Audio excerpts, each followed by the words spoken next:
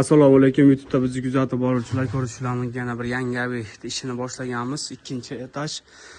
Xod bo'lmagani uchun uydagilar bizga lesalarni qo'yib, sharoitlarga berib, tanlarilib, gipslar tortib, xudo xolasa 240 kvadratli tomimizga penadan bosib beryapmiz. Ustagamiz bitta o'zi tayyorlab sekin bir boshdan qo'yib kelmoqda. Ko'rishlar mumkin, juda ham issiq. Like bosib, paddashab turasizlar. Ustimizcha xarobligiga qaramasdan ishlamiz.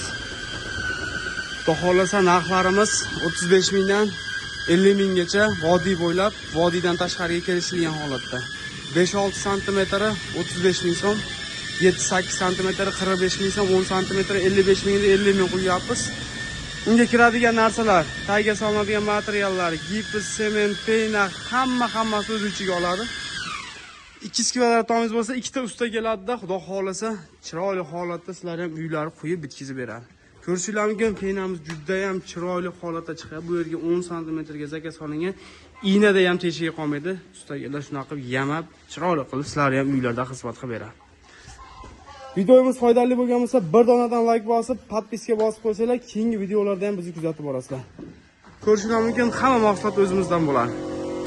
Faqat lesapga berdi uydagilarni chiqarib mana qilib beryapmiz. Xudo xolasa bizdan juda ham minnatdor, ishlarimiz juda ham chiroyli ketyapti. Ko'rishinglar mumkin, tekstiliga bir baho berib qo'ysalar juda ham idealni chiqyapti.